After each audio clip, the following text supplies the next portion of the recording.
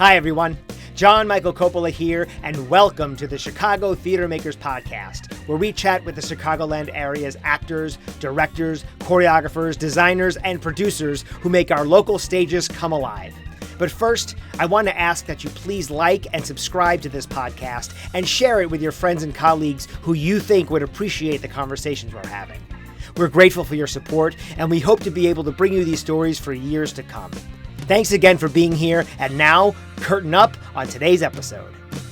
In today's two-act episode, we're going to chat with two different community theaters in the Western Suburbs, both opening shows this coming weekend. In Act 1, we'll have a conversation with the folks at City of Lights Cabaret and Theatre in Aurora, and in Act 2, we'll meet the team from Summer Place Theatre in Naperville. So now, without further ado, let's jump in. City of Lights Cabaret and Theatre was created by a musical family during the COVID pandemic, who found their way of coping with getting through that difficult period through song and service to others. That gave rise to a thriving community of artists, an engaged social media following, and their very first full-length musical, Pippin, opening this Thursday, July 24th for one weekend only. I hope you enjoy my conversation with mother and daughter team Kirsten Curry-Tate and Grace Curry, and the artist playing the leading player in Pippin, Alina DeKayla. I'll see you in about 40 minutes when I introduce Act 2. Hello, ladies. Thanks so much for joining me here. Appreciate it. Thanks for having us. My pleasure. So, as is custom here on the Chicago Theater Makers Podcast, I like to ask all of our guests at the very beginning a little bit about your training and your background, where you grew up, and most importantly, what your first theater experience was. So, Alina, why don't we start with you, since you're the first one in my view? Yeah, totally. Well, I grew up in Lombard. I performed with City of Lights in their first ever junior cabaret in 2022, and so I'm so excited to be back. My training is just school theater, and I am currently going to college for music, so that is also implemented into this show. And my first theater experience was in the 6th grade. My middle school did a production of Aladdin, and I was the magic carpet. So Amazing. that's what I did. Amazing. Where are you currently going to school? I go to Illinois State University down in Normal. Great. Excellent. We're going to actually, I've got a group that's going to be performing there in September in Bloomington at the Bloomington Performing Arts Center. Yeah, I'll give you more information on that after we wrap up. So, Kirsten, how about we go to you next? Okay. Well, I grew up in Western New York, so I'm a little bit of a ways from home. But yeah, I started piano lessons. My dad was a musician, so I started playing when I was probably in 3rd or 4th grade.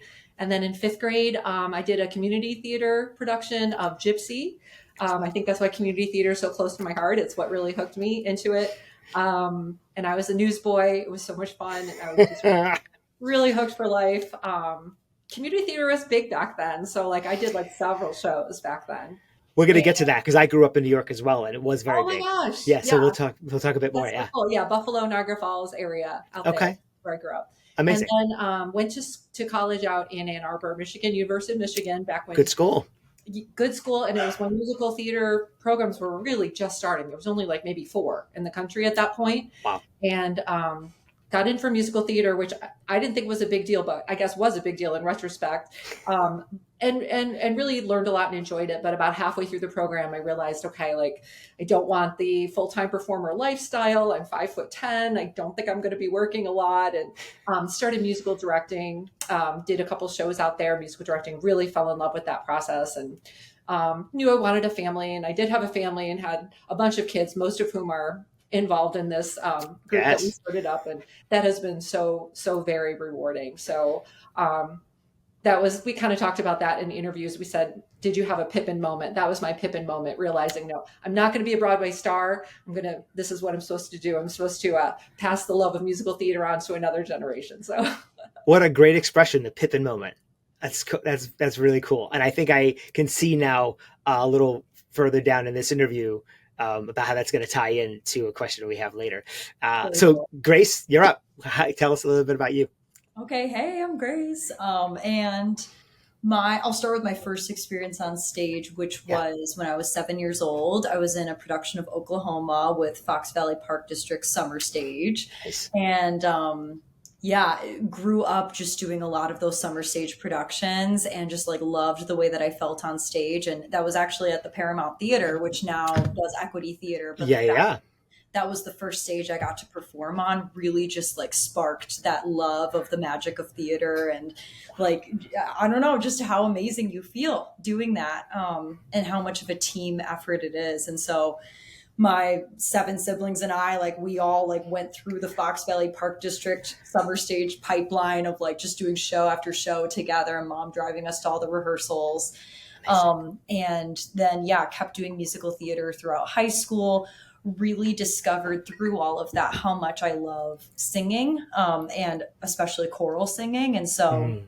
similar to Alina, went to college at University of Illinois for choral music education, and then taught high school choir for 4 years, both in LaSalle, Peru, and then came back to my alma mater at West Aurora High School and taught there, which was crazy. Amazing. And yeah, and then while I was at West Aurora, we started City of Lights Theater and Cabaret. And we'll talk a little bit more about that later, but that Yeah. sort of gave me this new opportunity to perform after so much teaching and giving and everything. And then Yeah. I felt, you know, my mom giving me that opportunity to get up on stage again and find my confidence, and hone in on my acting and my dancing skills, which had been very much like undertouched for so many years. So Yeah.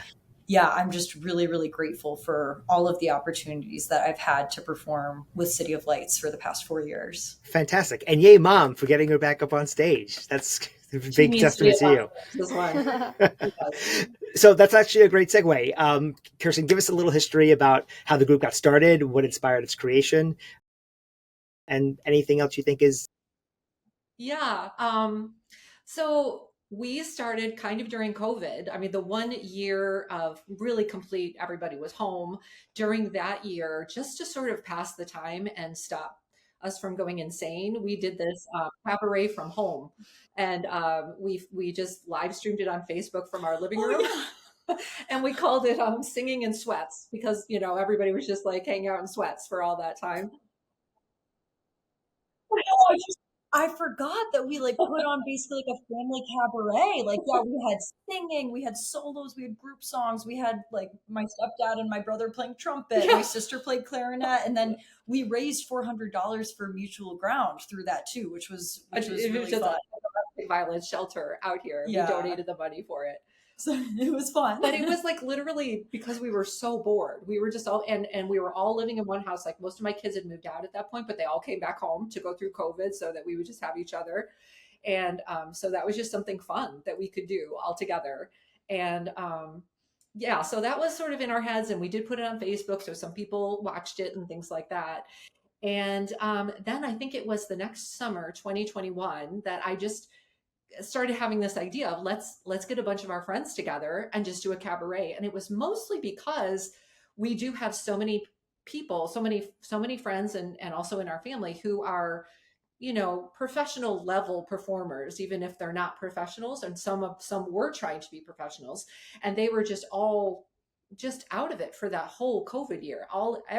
Nobody having any chance to perform. Everything was just dark, and it just made me really sad, especially because I knew a lot of these people who were close contacts of our family. And they're like young whippersnappers in their 20s. Like, this Yeah. is the time where they would be like up on stage, and they didn't get that opportunity. So Right. Or not being able to finish off their college program, doing everything online. I mean, it was just, it was heartbreaking to me.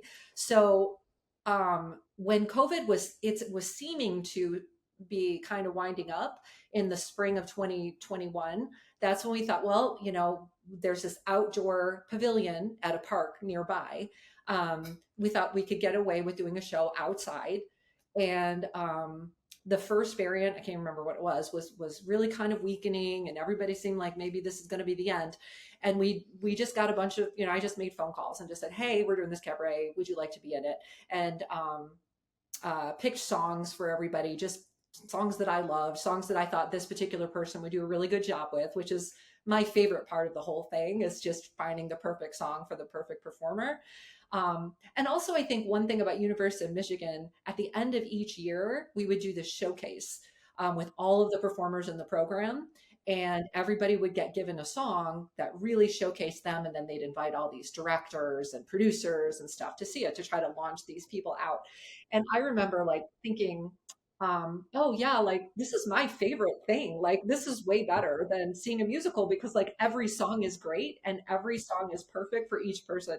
So I think that's where I really got the love for that particular type of thing, was seeing those showcase performances. And that's sort of what we did with all of our friends, is we just created this show with all of our favorite songs that were perfect for each person.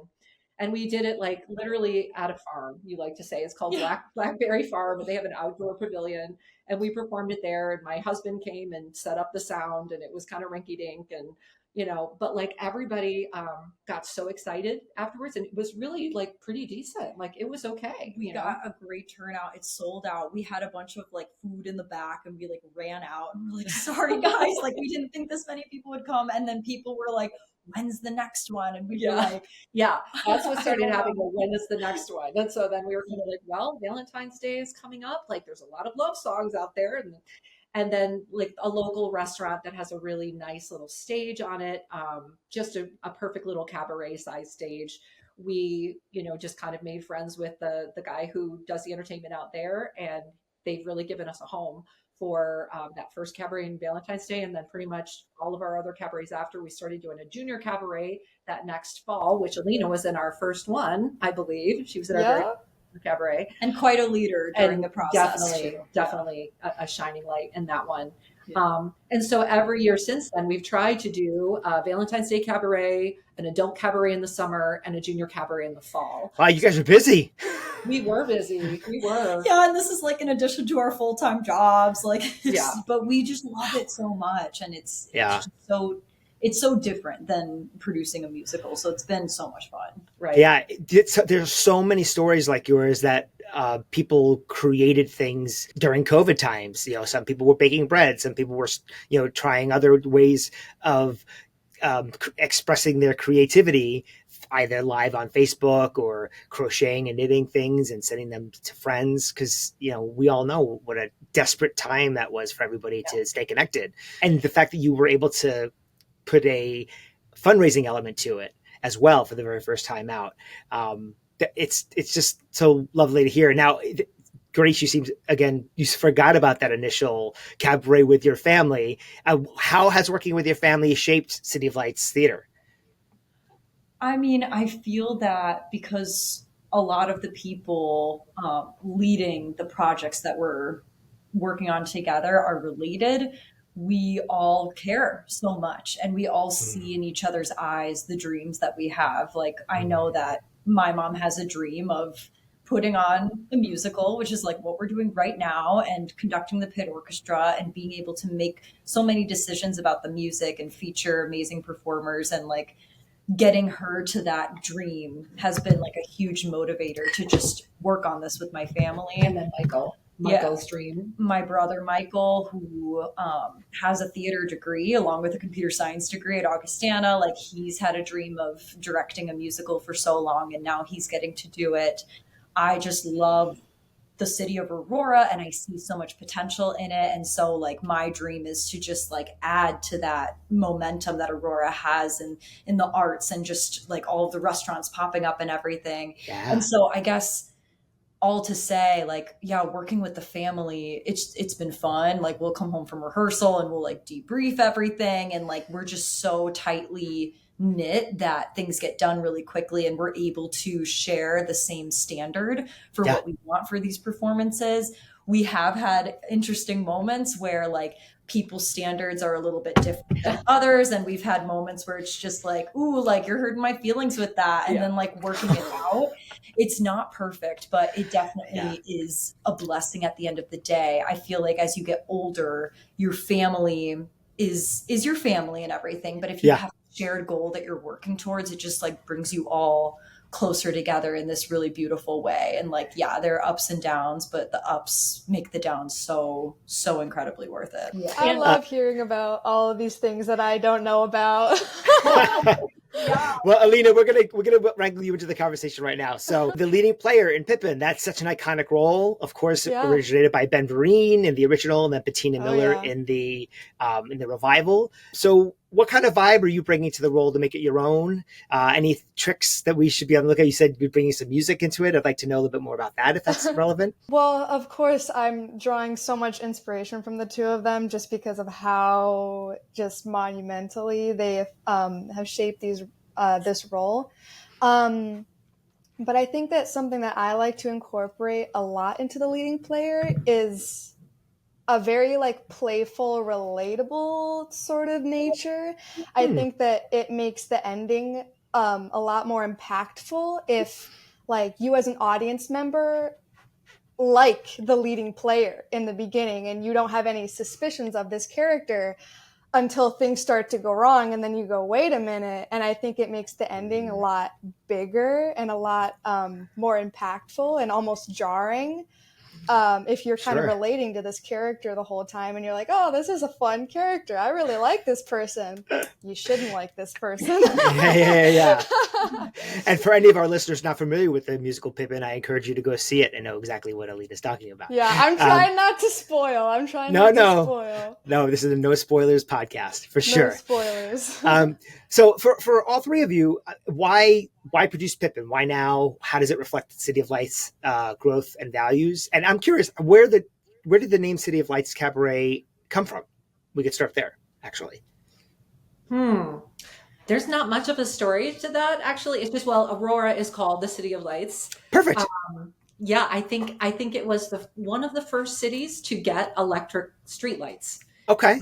And so they were just given that nickname, City of Lights. And when we were trying to become a little more official, this was maybe after our second cabaret or something. Yeah. I thought that sounded like Broadway Lights, and City of Lights was Aurora. And we just kind of, put it together from there. Yeah. Real quick sidebar before we go on to the rest of that answer. My mom, years ago, about 50 years ago, created a sort of a choral group, and they would do variety shows, very similarly to you all. And when they were coming up with a name, when my mom was coming up for a name for the group, she didn't want to say like the New Rochelle Choir, but New Rochelle happens to be, this is New Rochelle, New York, I'm speaking of, which is where I grew up. The New Rochelle is known as the Queen City of the Sound. So they became known as the Queen City Singers. Now that I'm thinking about it and saying it out loud, I'm curious why she didn't go with the Queen City Sound. I don't know. We're talking 50 years ago, but I guess, Queen City Singers, endured for a very long time. So it's not that the name was wrong. I'm just coming to this moment right now thinking, Queen City Sound would have, yeah, that's okay. So let's go back to the question at hand. So why produce Pippin now, and how does it reflect City of Lights growth and values? Well, sometimes it's just things happen on purpose, maybe that you don't realize, but I thought, as sort of the director of the whole organization, I wanted to do a really big, really popular musical for our first one. And we're not doing that. We did apply for the rights for The Music Man and didn't get them for whatever reason. Mm-hmm. Maybe there was like a tour. I really don't know, but we didn't get the rights for it. So we just were out to dinner, the four of us talking about it. And Pippin is just a musical that her brother Michael, who's the director, and I have loved for our whole life. I used to play it in the car when he was like 7, 8, 9 years old, and he would score. Yeah, it's good, and he and I both agreed, like there's no bad songs in Pippin. There's no skippable songs. Like everything is really worth hearing, and that's pretty rare, I think. Especially for the more modern, maybe there's 1 or 2 songs that, this is a great song, but like this one, every single song is great. Mm-hmm. And then the message of it just hits so hard. I just think it hits for every human being. It's just such an important thing, and it's just very meaningful for both Michael and me. And then also, I think the last reason is that this was going to be Michael's first show to direct. And he knows the show like the back of his hand. Like he knows how he wants every staging thing. He already had it in his head. And I thought, well, if we do that show, like we're going to go into it secure. and it's going to be what it should be, instead of like scrambling around trying to learn a show that maybe you don't know that well. So Sure. I'd say, yeah, that's pretty much the reasons. That makes a lot of sense. You want to go in with a director that's going to see it through from beginning to end, has the vision already carved out, because at the end of the day, that will make it easier for everybody, from the designers to the actors, and hopefully the music director as well. Yes, yes, because he has such a strong vision, and it drove me crazy at some points. Like, this is another family thing because he'll be, you know, I'm kind of used to running the whole thing, and I'll be like, oh, let's do this. Let's do this. No, we're not doing that. Just like, wait a minute. You're my son. Like, who are you telling me how we're going to do this? But like, no, I didn't say that. But this is the day, and I'm like, okay, he knows. Family dynamics in the entertainment industry are difficult. Any other director, I probably would have even thought that, you know, but since he's my son, it's kind of like, oh, what are you telling me what to do now? But he has such great ideas. And like, last night we had one of our crew members come in for the first time to watch the show, and he had never seen Pippin and never, like, it just hadn't seen any of the rehearsals. And we were like, what'd you think? And the first thing he said was, the staging is just outstanding. And like, I looked, like, I turn around and my brother's just like smiling so hard. He's such an introvert, but like, you see those moments where he's just like expressing himself and so happy. And like, I'm so happy that this show has allowed him to do that. Yeah, he had a very definite vision, and he put the vision up there. Like, he accomplished that, and it's perfect. He should feel like it's a big accomplishment, because it's not an easy show. It's not a small show with a lot of moving parts. You know, I saw the revival when it came through a couple of years ago, when they added the whole circus element to it. And I thought, wow, they layered on top of what was already a complicated show and did it brilliantly, I might add. And to be honest, Pippin is not one of my favorite shows. I love the score, but visually, I guess I had seen underwhelming productions up until that point. I hope he is feeling that sense of accomplishment, because particularly being his first outing as a director, that's so great. Jen, like, I agree with you. Like, Pippin is also, for me, not one of my favorite shows. And actually before this, like, I did not really know the show. And so we're sitting in the living room, like, watching it for the first time. And I'm like, oh, wow, like, this is bizarre. And like,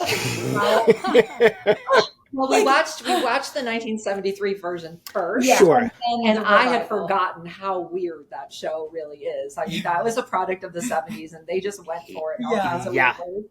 The revival wasn't quite. The revival's easier to like piece together. And then like, working on this story, and like, I think you asked like, why Pippin now? And like, upon learning about the story and what we can share with audiences, like, Pippin now to me is everything.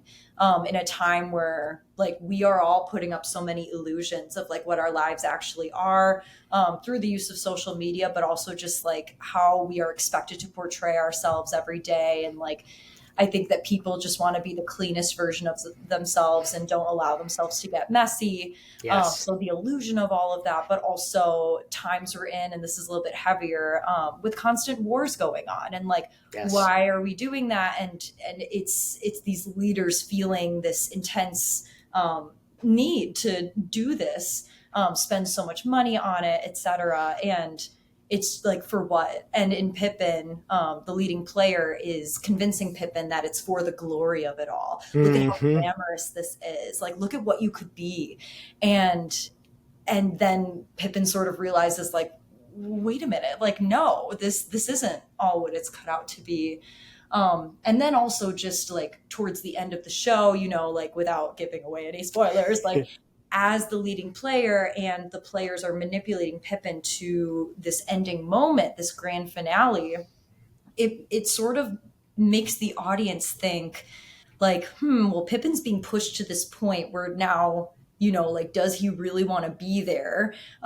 It's hard to like explain it without giving it really away. Hard. Yeah. But the leading player and the players are trying to convince Pippin to do something pretty crazy that obviously no one would ever want to do. And so you sort of think like, how can we relate this to the real world? And something we've been talking about with the cast is thinking about like how so many celebrities and entertainers out there will be pushed and pushed and pushed to give more and more and more of themselves, to the point where like they might overdose on drugs and then end their lives. And like, what would you say if your favorite singer, John, I don't know, who's your favorite musical? Billy Joel, hands down. Oh, Billy Joel? Yes. Okay, and this is Love kind him. of relevant because didn't Billy Joel just sort of like step down from performing? He's taking a break to deal with some medical issue. Yeah. It was Yeah. pretty significant. There was some video on the internet of him like, throwing a microphone stand and he collapsed. And I don't think that wasn't the cause of the issue, but it gave them awareness that something else was going on. So like, let's say like I don't know, you're in your mid-20s and Billy Joel's like at his height. Like, I'm not sure how old you are at that moment, but what if Billy Joel just said, You've always been hey everyone, I'm actually going to stop right now. Bye. Like, I'm going to get married. I'm going to have some kids. I'm going to move out to a farm. Yeah. Everybody would just be like devastated. like, Just like, what? No, like you're supposed to continue entertaining us. Right. And it's like, well, at what cost for the performer if it's not a healthy relationship with performing anymore? And so that's kind of how I'm making the story of Pippin relevant to the real world. Like for me, if Ariana Grande tomorrow was like, bye, I'm going dark, I'd be like, no, like I need more from you. So, and then there's other people who like visibly kind of crashed out in front of us, people like Britney Spears or the girls who went through Disney and Nick at Night and that we loved when we were growing up and everyone was just all about Amanda them. Bynes. Yes. Like, yeah. It's what happened to those people? It's like we devoured them, they're fans, and I love when she brought that up in rehearsal one night because that really is such a good way to relate to what Pippin ultimately like feels at the end and his choice of whether he's going to accept that or not. Yeah. Wow. It's funny that for a show that I never really took much interest in, you have now piqued my interest in sort of revisiting it through that lens, So thank you for that. Another point I wanted to take off of what Alina said earlier about making the leading player likable. I think that's it's a really like, timely message too in this time where a lot of people are learning about narcissism, narcissistic personalities, how easy it is to get charmed by somebody and just be like pulled into what they're selling, and then at the end, oh, this is really who you are. I mean, there's a lot of counseling and things like that are opening people's eyes to how to deal with that kind of dynamic. And what Alina said, like the leading player worming her way into our hearts and then like, oh, okay, wow, I didn't know that this is really who you are, like that illusion that people can put on for us. And that's why I think that it's so effective, is because by doing that, you're putting the audience in Pippin's shoes. You as the audience are in the same sort of situation where you think that this person is completely genuine, like they're trying to help Pippin find his way, when really that's not the case at all, and there's an exterior motive that is revealed in the end. And if I may say, a person as young as yourself to recognize that is really encouraging, because I think there are a lot of people out there, regardless of age, that still can't quite catch that. And it's when it's quite obvious to many around them that it's there. So bravo to you for bringing that into your interpretation. Yeah. Grace, I want to ask you mentioned social media a bit. You guys have an impressive 2,000 followers on social media. So give us an idea about how you've used that platform, including video and storytelling, to grow from 0 followers to your impressive count now. Yeah, thank you. It's honestly such a passion of mine, social media. Like, I've loved doing it from the start, and I just saw it as a way to get our shows out there into the universe, especially to the friends who know all of us. And so, yeah, my strategy is basically like a mix between performer features with their headshot and their bio, and then encouraging the performers to share that information. I know a lot of theaters do that. But also one thing that I really take pride in is like the close up, high quality videos of sneak peeks of our performance. And I feel like this is like sort of like a newer thing into theater that theaters are figuring out, is like, if you can really give an inside scoop into what's happening for the performance and what you're going to see, and make it like really quick and just like bring them in and pique their interest, it goes a really long way. So we have just like a plethora of incredible videos of our performers singing on our Instagram. And not only does it serve as show promotion, but it serves as this archive of like what we're able to do. We'll post a lot after the shows as well. And then I would say like just approaching with like a tailored approach for Instagram and Facebook. Like those are very different mediums. And like, I feel like with my experience doing social media for a classical music festival in Kansas, it taught me a lot about like what those different audiences want to see. Facebook is maybe more of like an older generation. Instagram is a little bit younger. And so like, how do you tailor your approach there? But yeah, just all in all, like bringing in the audience on our story. Like when we hit our $15,000 fundraising goal for Pippin, we posted a reel of my mom talking about that and just saying like, thank you so much for helping us get here. Like we so appreciate you. And that way all of our followers are like, okay, like, yes, like they're moving on to the next step. Like I'm following this story. And I just think it's so important. So now my sister Mary is running the social media, which has been so fun to like watch her just like figure that out and like approach it with her own style. And her and I still work on some stuff together, but yeah, she's done a great job and increased our following already. She took over like beginning of 2024. So yeah, just so proud of her and her progress there too. Nice. And passing the reins on to someone else so you can concentrate your efforts somewhere else in the organization. She's going off to Yale in about a month. She's doing a master's in choral education. So we're losing her for a couple of years, which... But congratulations. That's amazing. Thank you. Yeah, my dream is to come back here and start a community choir in conjunction with our nonprofit and call it the City of Lights Community Choir. Just like your mom. Yeah, just like your mom. Thank you. I appreciate that. Kirsten, I do want to ask, up until now, your website says that you've only done cabarets and Pippin is your first full-scale musical. Yes. So tell us a little bit about the funding challenges for community theater and how your opinion that cabarets are a good way to fund a full-scale musical. Yeah, well, we didn't plan it out that way, but we just sort of discovered it in the course of just doing it. Well, we decided to do the first cabaret. I should have said this before, but we wanted to do a musical first. Like when we were kind of coming out of COVID and everything, it's like, okay, and I had some money at the time. It's like, let's do this. And Grace had said like, well, let's start with a cabaret because like it will build trust and we know people and stuff like that. So it kind of started that way. And then as we told you, it just kind of, people wanted to do another one and another one. And what we discovered was it's pretty easy to make money doing cabarets. And I mean, I guess that's not a surprise. A lot of groups do a cabaret like for their fundraiser, like in between shows and things like that. But we just did one after another.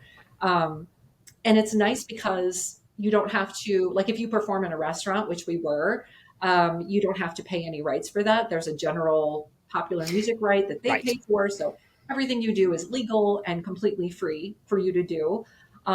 You're not really worrying about costumes. You have no set. You have no, just all of those expenses. Low to no overhead. Yes, exactly. Yeah. Not a lot of rehearsals either. You can really manage the schedule very quickly, so you can get like higher quality performers who would maybe do it for a low price or free, which otherwise they wouldn't do because they can't come 3 or 4 nights a week. Right. Sure. So yeah, just doing one cabaret after another. And then the junior cabarets also, we would charge like a tuition. So that really helped. So we didn't really realize it, but like the cabaret part of our name was really what enabled us to, just keep enact building the theater part. Yeah, we finally get to the theater part. And it's funny too, because during the time that we've been doing cabarets, we've noticed like several groups in the area who never used to do cabarets. Now they're starting to do This is tea. Yeah. And we're like, oh, maybe we started something, and they're doing like youth theater cabarets too. And I don't know, it could have just been anyway, but like, it is it's fun and it's a moneymaker. So I would recommend it to any group who are doing it. You can give a lot of performance opportunities to your people, which you can't do in musicals sometimes. You can't feature everybody. Yeah. And it just gets everybody together and good. It's good for building your funding. You're trendsetters. Maybe. Yes, I believe that to be true. Alina, so we're going to go back to you for a little bit. What are some of the lessons you've performed? I'm going to say that again. What are some of the best lessons that performing has taught you, and which of them do you wish you learned sooner? That is a great question. I think as far as like lessons I've learned performing that have to do with performing, the first one is just be prepared for anything, because in a live performance, anything that can happen will happen. So I would say that is one of them, but also just performing consistently, and especially if you're performing a lot and doing performances, especially musicals, that are just taxing on your body, on your brain, just how important it is to take care of yourself and taking time out of your day to do whatever you need to do. Even things as like getting as much sleep is as important, because actually around 2 years ago, I was diagnosed with vocal nodules. And it really shocked my world. But I had to learn that valuable lesson of when you're doing so many things and you're putting your body through so much, you need to go through the proper, the proper channels, I guess, to keep your body well and healthy. So that you're able to continue doing those things. Yeah. So I have a similar story. In 2013, I had nodules that had sort of plagued me for many years, and they'd go away. And then I was dealing with acid reflux, and that was compounding it. I eventually wound up having nodule surgery to have them removed in January of 2013. Wow. I'm curious, are you completely healed now? You're not having any further issue? Oh, great. I was healed as of last year, and now it's just a part of my life where every so often I go to the ENT. I went about a month ago, and he was like, yep, everything looks great. So whatever you're doing, it's clearly working. Great. So I'm glad to hear that, because it's a scary proposition for people like us who are performers, because as you said, that is your whole world. And I was, at the time, I had just launched my tribute group that I had been, was very honored to have had the opportunity to start, but it picked up faster than I had anticipated. So we suddenly had a lot of performances for that. I was also singing with a caroling group at that time of year, because it was December, and I also had a solo concert in there as well. So my voice teacher helped me navigate all of those gigs in the last 2 weeks of December. And then they gave me this little gem, which I didn't know until they told me. They said, when your concerts are over, no talking or singing for 2 weeks before your surgery. You know what happened to Julie Andrews, right? And I said, no. And they said the reason why her vocal cords didn't heal properly post-surgery is because her vocal cords were so swollen still from having just done Victor Victoria that they were not in their natural non-swollen state. So when they took nodules or whatever they did to, remove some swelling from her cords, they were already swollen. So you take swelling off of the swelling, and then the swelling stops being swollen. The cords weren't meeting anymore to create a natural sound of her voice. And until they told me that, I had no clue that was actually what happened. And it scared me enough to take their advice. And, knock wood, here I am 12 years later, still singing, all sorts of music. And, but I nebulize, I steam, I try and get sleep, even though it evades me on occasion, and hydrate. So I'm my sorry. Daily routine. Particularly in the summer months as well. You guys are performing indoors though, so that's helpful. But I feel so badly that you had experienced that at such a young age, but I'm glad that you're through it and that you're thriving. And here you are starring in this production of Pippin, which, by the way, I want to mention the dates and the times of the shows and where people can get tickets. So Grace, Kirsten, anybody, feel free to pop in and give a plug to the show. So the performance dates are July 24th through 27th. July 24th is our preview night, so tickets are $5 off. And then we officially open on July 25th, which is a Friday of this week. Yes. And So then we have 2 shows on Saturday, July 26th, 2 p.m. and 7 p.m. And then we close with a matinee on Sunday, July 27th at 2 p.m. We're at Aurora University, Perry Theater in the heart of Aurora. And you can get tickets at cityoflightstheater.org/Pippin. Check us out on social media. We're on Facebook, City of Lights Theater and Cabaret, and we're on Instagram, City of Lights Theater.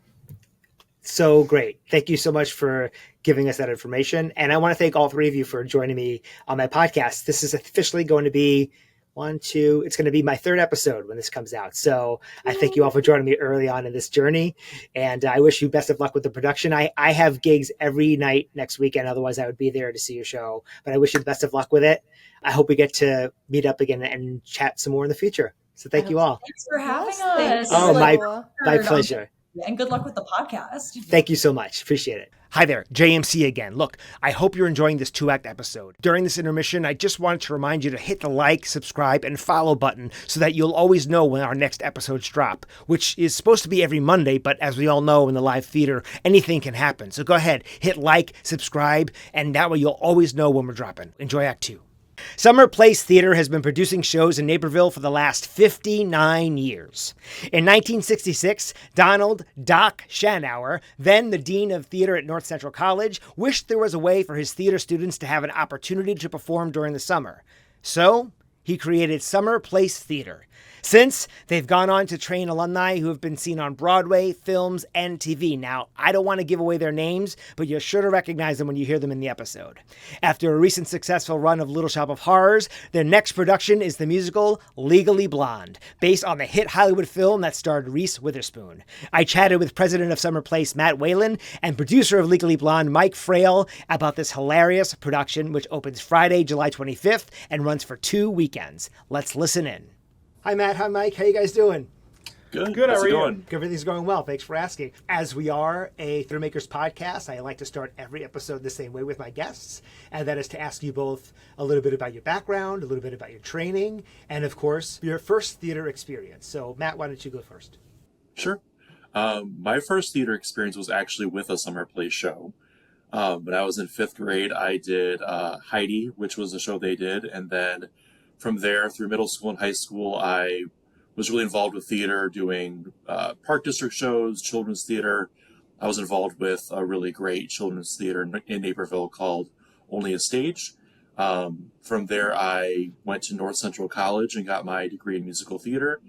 And that was 20 years ago. And since then, I've been doing performing throughout the Chicago area, both professionally and in community theater, done a little bit of directing. My last time on stage was at Summer Place again. I played Captain Von Trapp in The Sound of Music in 2022, and then I joined the board later that season, and I've been president of the board since 2023. And since then, I produced more, kind of in the producing end of things. So I produced Newsies, West Side Story, and I just produced Little Shop of Horrors. Oh, I love that show so much. I'm so glad that everybody's doing it now. It's off Broadway, running forever, and it's been done 2 or 3 times in the area last year or so. I love that it's getting so much exposure nowadays. And are you originally from the Illinois area? Did you grow up here? I was born and raised in Naperville. Gotcha. And Mike, what about you? So, my story is a little different in the sense that I did not grow up in Naperville, and I did not live in Naperville or in community theater. My first experience would probably be my freshman year of high school. I went and saw The Glass Menagerie for school. It was the winter play, and I thought it was the most boring thing I've ever seen in my entire life. Needless to say, I did not have much respect for Mr. Tennessee Williams then. But then the spring musical was The Wedding Singer, and I went and saw that. And you know how you're a high school kid and you're like, I don't want to do something that makes me an outcast or things like that.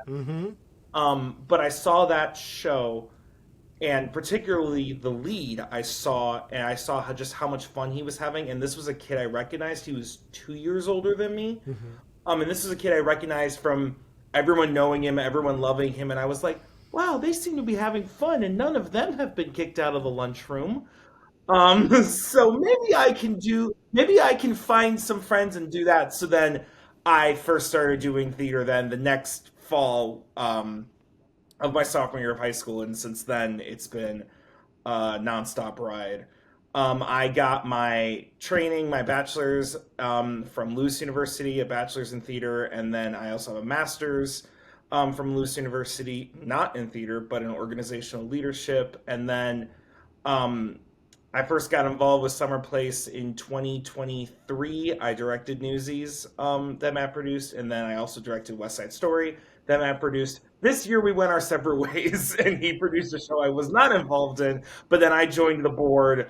Um, Matt, was it September of 2024? I think it was. I think it's been about a year now. That's great. Now, you said you didn't grow up in Naperville, so where did you grow up? I grew up in Elk Grove Village, so not that far. It's still a Chicago suburb, Okay. but a little more north. Gotcha. Cool. Yeah, it's funny you say that about not wanting to be the outcast. I grew up in a very artistic household. My brother and I both did theater growing up, community theater. My parents were very involved. Well, we did theater at a high school across town. It was a Catholic high school, and they had a very formidable extracurricular theater program that my sisters both did when they were growing up. So my brother and I did the musicals there and the winter concerts. It actually started to affect my grades, started to slip a little bit. My math grade in particular, I remember. And I went to the math teacher and said, look, I need to ask, I need to get at least a B in this class. Otherwise my parents won't let me do, and I didn't want to tell him what it was I wanted to do. Because, well, what are you trying to say? I said, well, I'm doing a musical across town. I belong to a drama group, and they won't let me do the show if I don't get a B in my math class. So can you give me a B, and I'll pull it up next quarter, I promise. And he said, why didn't you want to tell me what you were doing? Are you afraid, like, you don't tell anybody that you do this because you're afraid people are going to make fun of you? I was like, yeah, I guess a little bit. And he gave me that B, and I promised him that I'd pull it up to an A the following quarter, and I did. But I can totally sympathize. And it wasn't until, I went to college and got training there, but also I did community theater and got a lot of my training there. But I can certainly sympathize with the idea of not wanting to be the outcast, if you will. It's a very different landscape now. I have a kid who's just started college. The theater kids now, they are theater kids, hardcore, and I love it. I think it's so great. They're superstars now. They really are. Oh my God, it's incredible. My son actually didn't start doing theater in high school till junior year, till they did a show that he actually wanted to do. And he was great. And, he had a great time. He did a musical the senior year. He got dragged in because they needed boys, of course. And now he's pursuing arts administration at Butler University, but with an emphasis in stage management, not performance. But it's all good. So he came to the arts much later in his career than I did. So Matt, tell us a little bit about how Summer Place got started. Whose idea was it? Their impetus behind the group. Would love to hear the history of how it all began. Yeah, so I'm actually proud that it started from my school, North Central College, but 60 years ago in 1966, the director, the theater professor at the time, wanted to give his students an opportunity to do theater over the summer. So I think they started in an abandoned car dealership, and then they like you do. Yeah, like you do. And then they had a tent outside, which I think blew away. But it was very humble beginnings. But then they had a permanent structure, which was outside. It was very much like theater in the round, doing shows over the summer. Lots of great stories from that. And then about 30 years ago, they moved to where we are now, which is Naperville Central High School Auditorium. We've been there mostly, except for a few times when they've renovated, we've had to go to other spaces. But a lot of great people have moved through. I think there was a year in 1969 where John Belushi and George Wendt were both in shows. Whoa. Yeah. So, a lot of people have done shows that have gone on to Broadway and things like that. So it's cool to see the old names and kind of think about the people today, what are they going to amount to when they kind of get into the professional world, if that's what they choose to do. Yeah, that's quite the who's who. the Yeah, history exactly. of that. That's amazing. So, Mike, tell me a little bit about why you guys decided to produce Legally Blonde. Was it like simply based on name recognition of the movie? What kind of challenges are you finding with producing that show, if there are any? Let me hear your perspective on that. There's always challenges with any musical, let's be real here, but part of the calculus that goes into any time that you really pick a show is you look at what the audience is looking for, you look at what your casts are looking for to see if you can encourage them to come back and get involved. You look at the talent level, and you kind of look at what's happening in the area. One of the big impetus of us considering it was the fact that Naperville Central High School, where we are doing our show, had just done it. And it was a huge hit and a huge success. And we had been thinking about it, but we were like, is Naperville, is this gonna work? And we were like, okay, this is working. We think we can pull this off.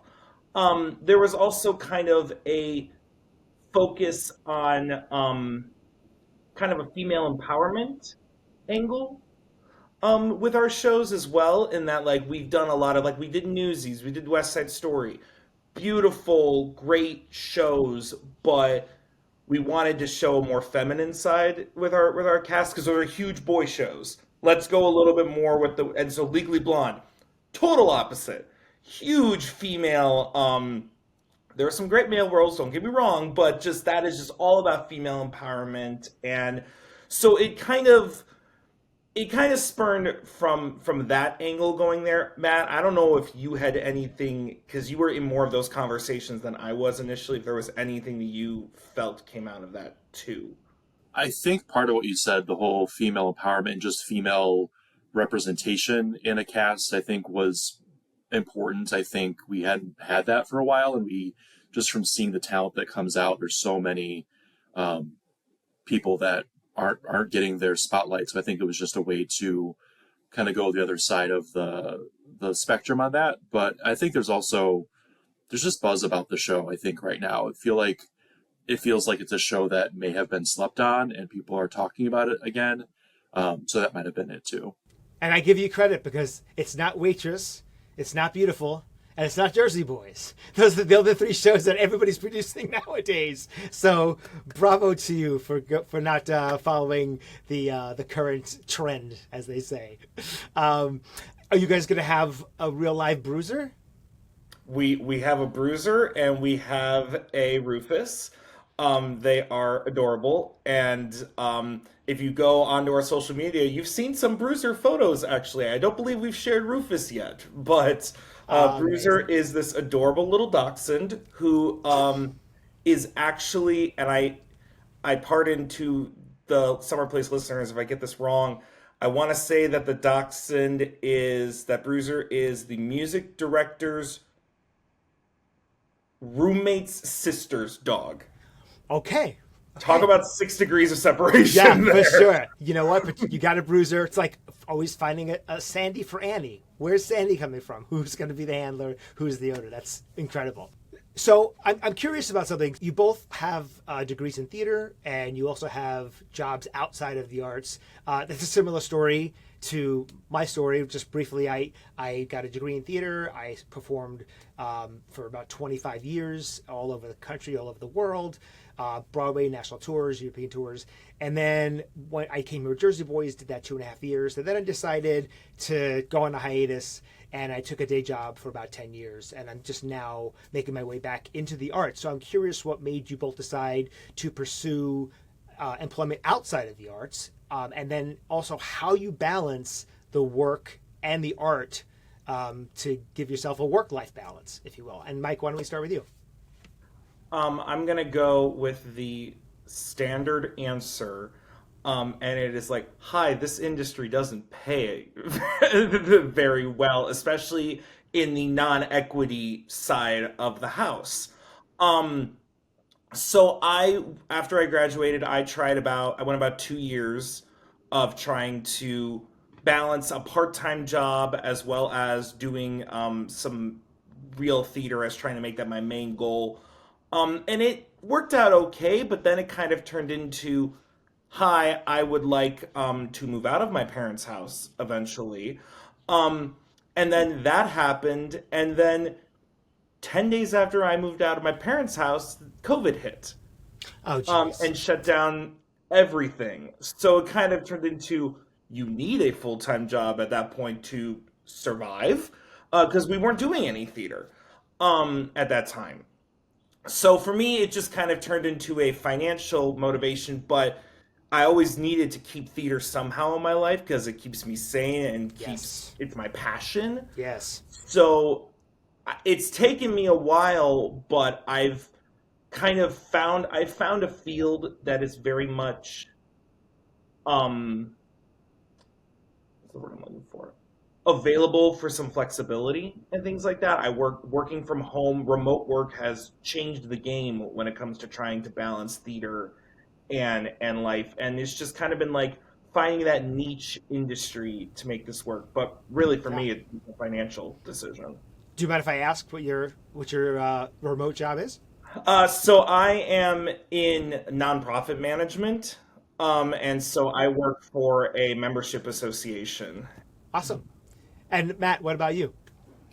Yeah, so similar to Mike, I went to school for theater, and then I knew I had to have a full-time job. I knew that like just doing theater was not going to be an option.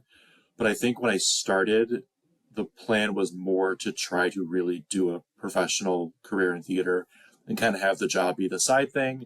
So when I went into my work life, I started out like temping, didn't really know what I was going to be doing professionally, and really did the auditioning for professional things for the first couple of years. I did a lot of non-equity professional work, and that was a good balance with the day job.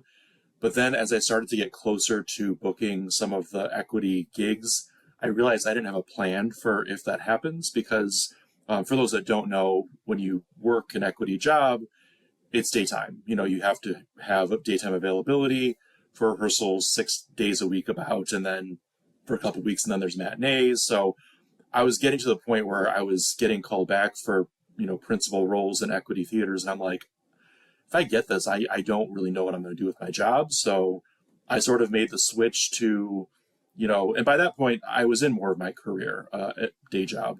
So I made kind of the switch to just doing what I can, continuing to do community theater, professional theater that rehearses at night when I can, and then priorities just kind of shift. And I've been doing a little bit less acting, mostly just because hasn't been a lot that I've been interested in doing for whatever reason. But yeah, just priority shift. And I'm someone who I also need that stability and couldn't live the life of, doing a bunch of random jobs while trying to pursue the thing and not knowing where the next paycheck's coming. So it just wasn't able to do that.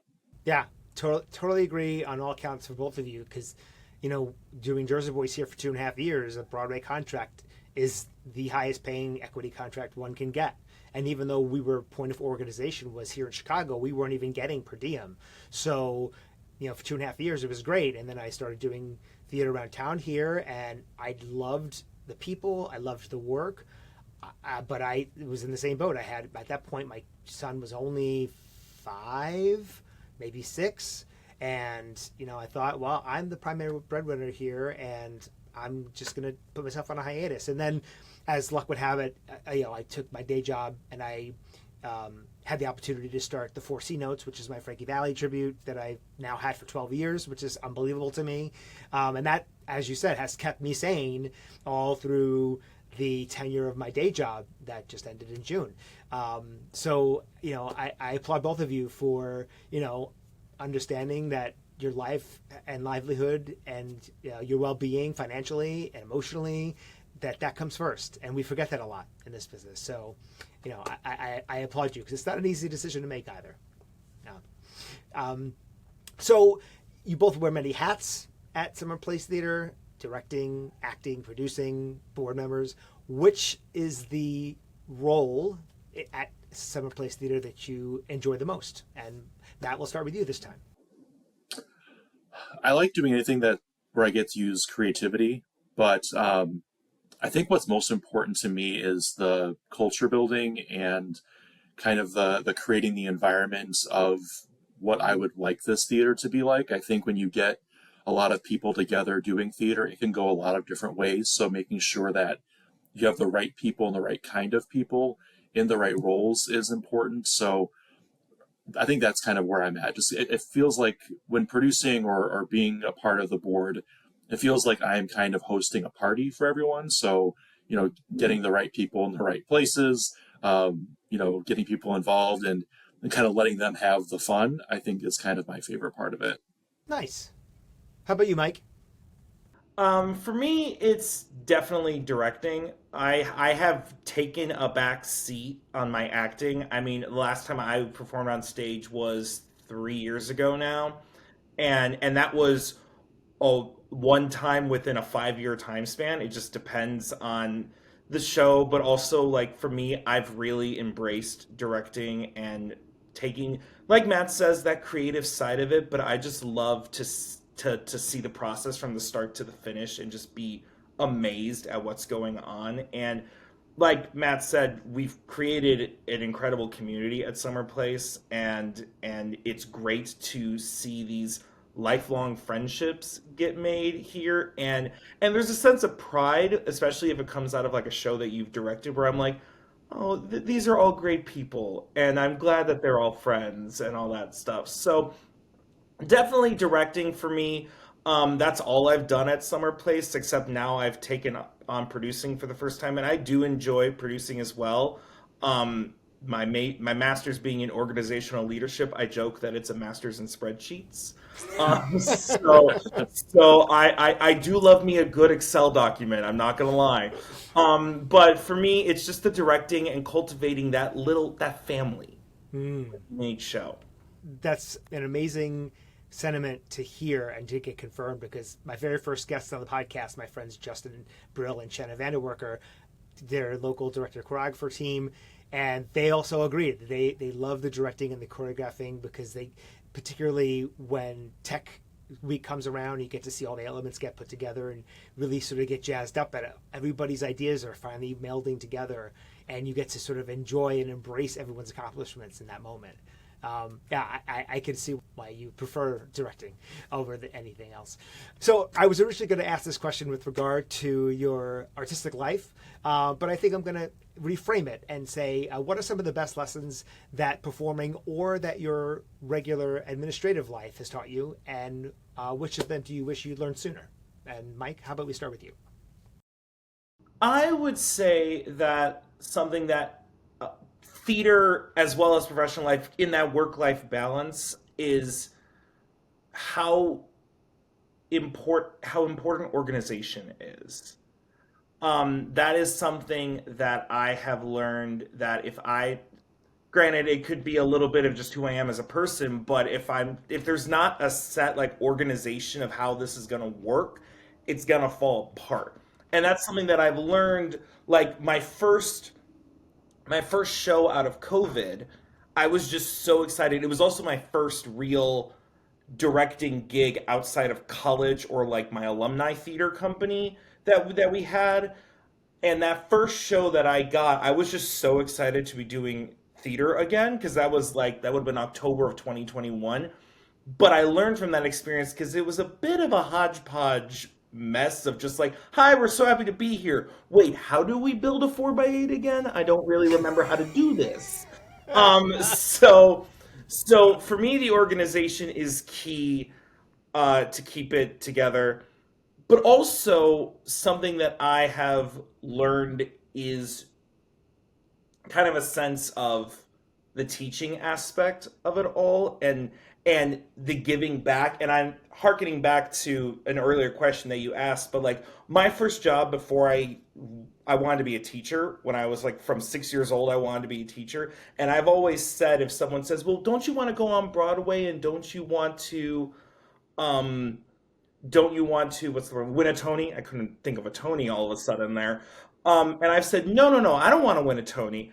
I just want to be thanked in someone's Tony acceptance speech, is what I want. I want to have gotten them there. And now I have two actors on Broadway that I trained when they were younger. And so that's just kind of been a cool journey. But for me, something that I've also learned is to constantly have an aspect of servant leadership, of putting others ahead of yourself. Because at the end of the day, you're doing this for your love of theater, but for your love of, at least for me, for my love of creating the community and creating happiness. And so that's something that I've learned as well, is just like put others first in a way.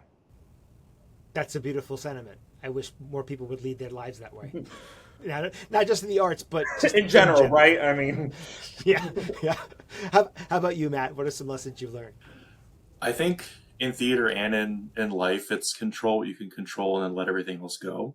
I'm a career coach by day, and so I talk through a lot of people, like interview nerves and things like that. And I try to tell people to, make the expectation for yourself minimal. Like, give yourself a small, achievable goal, like have a good conversation. That's the goal for the interview. It's not, I need to get this job. And I think the same is true for auditioning. I think having less emotional investment into the outcome is important. And I think I see on the other side of the table, people really nervous at auditions.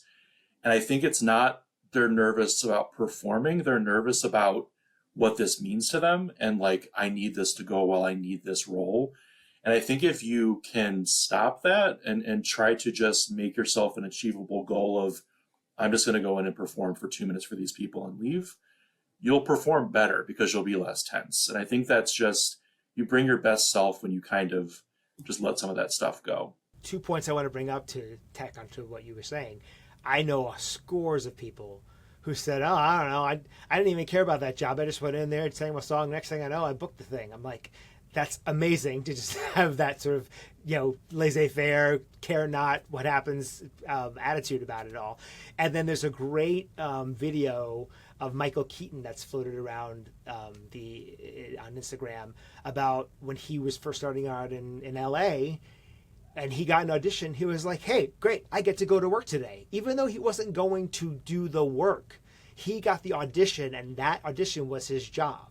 And he had the attitude that was his job. And I mean, what a great one to have, because he said it dispelled all of his nerves. He didn't have any opinion one way or the other whether he was going to get it or how much he needed it. He just did the job, and it worked in his favor. And I try and remember that myself even now, just sort of getting myself back into the auditioning mode, that I'm grateful to just have the opportunity to do the job, and that job is doing the audition. And then to piggyback just off of something that Matt said, because it made me think of kind of a way that I go about it too, because he was saying like, let it all go, you're just going to perform and things like that.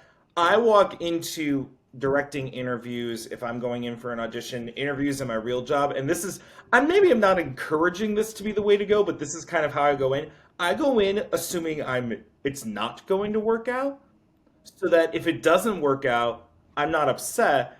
And if it does work out, it's a pleasant surprise. Kind of just one of those things. Because then, again, I don't know if either of you are the same way, but I tend to find my best successes when I've basically blacked out and been like, I don't know how that went, but we're going to see, because I'll talk to you and say, how'd the audition go? And I walked in the room and I walked out. I don't remember what happened in between there. So wow.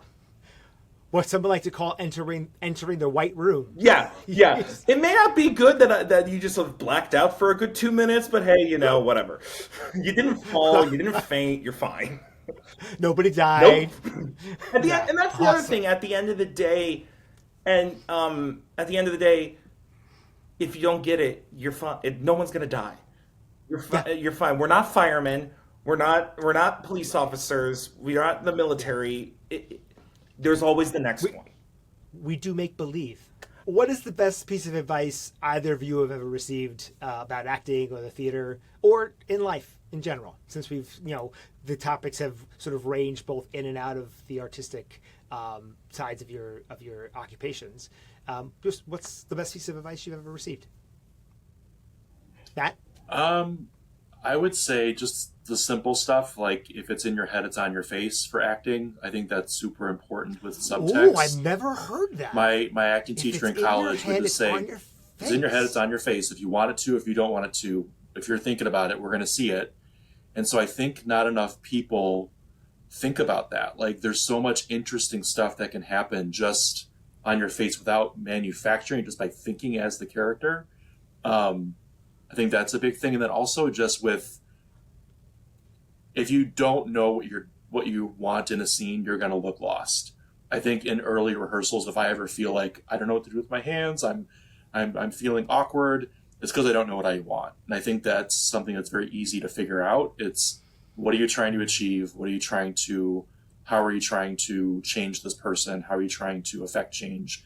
It's all the basic acting stuff, but it's so important. If you don't fight for that and then watch for the result and see if it works, that's how the real, the good stuff happens. So that's probably the best acting advice I've ever received. I love that, and I can't believe I've never heard it before. That's incredible. It's in your head. It's on your face. It's true though. It's true though.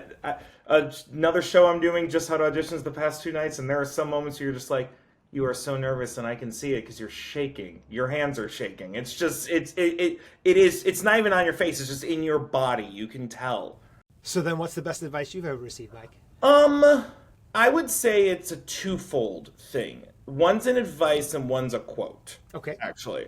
For me, the advice, and I think of the first time I ever stage managed and assistant directed a show, was the first time I was on the other side of the table. And I was a very, very strict person when it came to the line notes. Very strict when it came to, hey, your punctuation's wrong. Your conjunction, like, hi, this is wrong. This is wrong. This is wrong. And this was in college, and so, I mean, there's an educational aspect to that maybe you don't have to be that harsh, but the director came up to me and said, you can show a little more empathy. Maybe they were having a bad day. You don't have to be so harsh on them for getting something wrong. Yeah. And I've taken that mantra as kind of like, okay, this is... You ask them, try your best to, when you walk in the room, to let the rest of the day go and focus on in the here and now. But even I can't do that as the director. Sometimes I know that there are things going on that I just can't control. And that's something that I wish that I saw other people taking to heart. It's that, like, hi, if they're having an off day, they're having an off day. It is what it is. You just check in with them, make sure they're good, and you move on.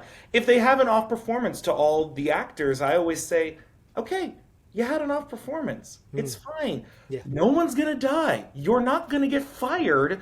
Did you cause injury? No. We move on now. So it's just like, show a little more empathy and be just a little more respectful of other people's lives.